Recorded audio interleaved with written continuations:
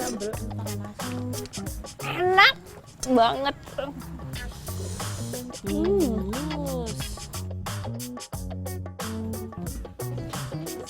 Sania Sanu Eleo. Luarnya hampir sama kayak salak biasa ya, Pak? Iya. Nah, dagingnya berwarna merah. Tuh, warnanya merah muda.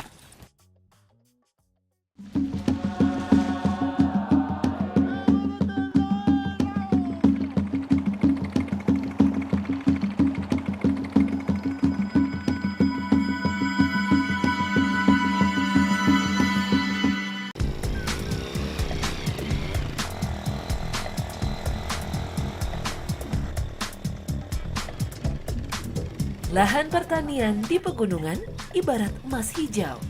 Di Indonesia, 45% wilayahnya adalah pegunungan dan perbukitan. Semuanya memiliki posisi strategis dalam pembangunan pertanian nasional.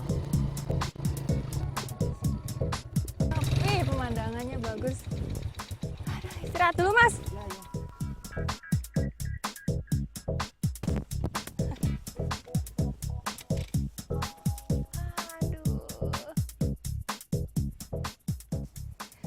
Masyarakat yang tinggal di pegunungan seperti ini atau perbukitan, mereka memiliki jalur transportasi untuk menuju perkebunan mereka lumayan ekstrim ya bagi saya. Karena ya seperti ini jalanannya. Ini kalau misalnya lagi musim hujan, nggak kebayang licinnya.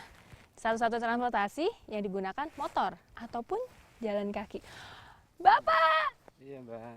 Panen pete! Panen, Mbak. Pete! Banyak banget! Iya, Mbak. Aduh, subur Pak. Super ya, Mbak, di Iya. sana. Ya, hati-hati Pak. Iya, Mbak. Ini jalan masih jauh nih ke bawah.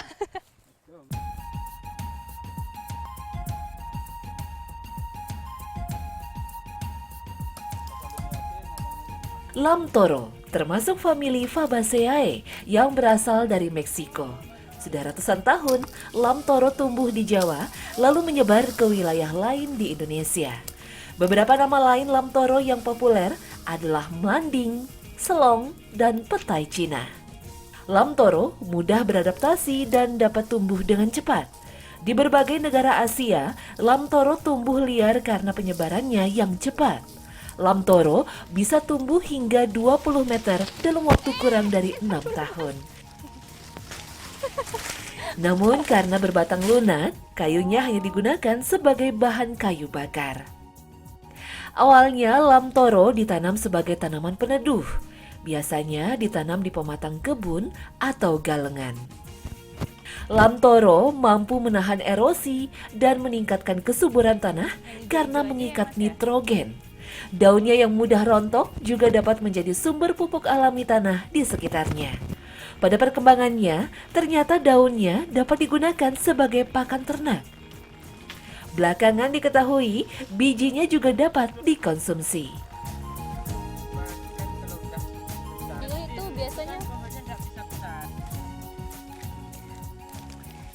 ini kalau di daerah Wonogiri dibilangnya melanding atau kita lebih kenal lam toro atau pete Cina.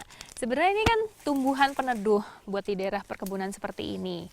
Cuman buahnya ini sangat enak buat dijadiin lalapan atau pecel. Ini kayak gini nih dalamnya.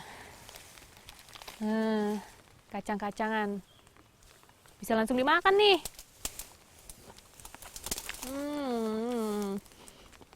Kenapa dibilang pete Cina? Karena rasanya memang seperti pete. Ada lagi? Ya.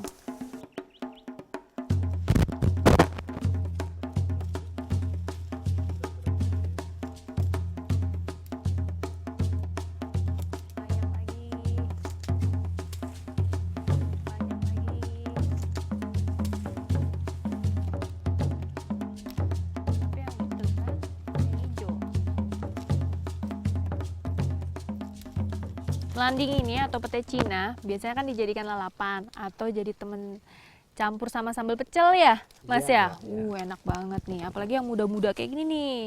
Nih, ini udah bisa langsung dimakan nih. Dari tadi masih ngunyah terus. Seger. Tapi kalau di sini mereka punya ciri khas. Yang biji-biji melandingnya yang sudah besar-besar seperti ini, selain dijadiin lalapan, di sini mereka buat dijadikan tempe. Tempe melanding namanya. Nah, nanti ini yang akan saya buat. Enak banget ini. Berbagai sumber menyebutkan biji lamtoro mengandung beragam nutrisi yang dibutuhkan tubuh manusia. Secara turun-temurun, biji lamtoro juga digunakan sebagai obat tradisional. Rebusan biji lamtoro dipercaya mampu menyembuhkan penyakit disentri, cacingan, radang ginjal, bisul, dan insomnia. Wah, ini udah hancur, Bu. Enggak ya? Enak ya ternyata ya, ngebejek-bejek. Di Desa Duet, mengolah tempe melanding adalah keahlian warga sejak dahulu kala.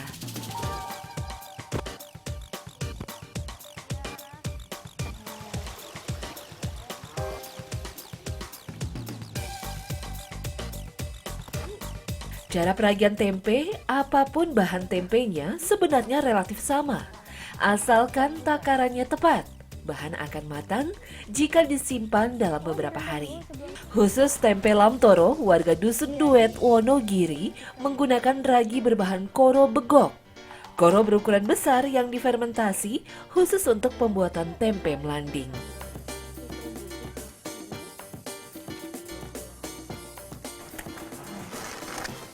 Ini takarannya segini ya, Bu ya?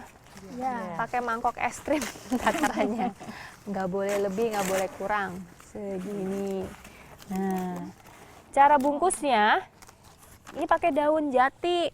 Pakai daun jati, terus dilapisin pakai daun kunyit, tapi bisa juga pakai daun pisang ya? Iya, bisa. Nah, ini gunanya biar nanti hasil tempe melandingnya jadi putih, bersih. Dibungkusnya. Bungkusan dari daun bertujuan menghasilkan rasa tempe yang terbaik. Akan berbeda rasanya jika pembungkus memakai bahan non-organik. Namun fermentasi akan berjalan lambat jika semua pembungkusnya dari daun. Bagian paling luar harus dibungkus menggunakan kertas.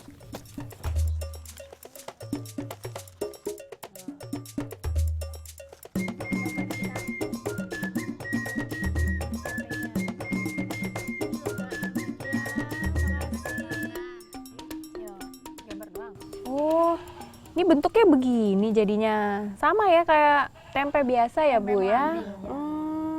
Cuman memang dilihat dari tekstur dan warnanya nih ada item-item ini karena dari kulit arinya ya, Bu ya? Iya. Waduh, ini kayak kalau dari baunya sih enak. Pakai sambal. Udah disiapin sambal bawangnya. Sambal pakai nasi. Enak banget.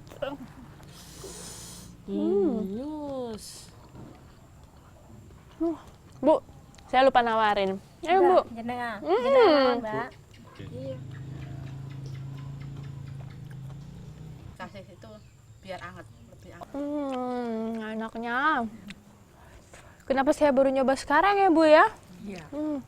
Karena di daerah lain nggak ada. Di Jakarta juga susah nyarinya.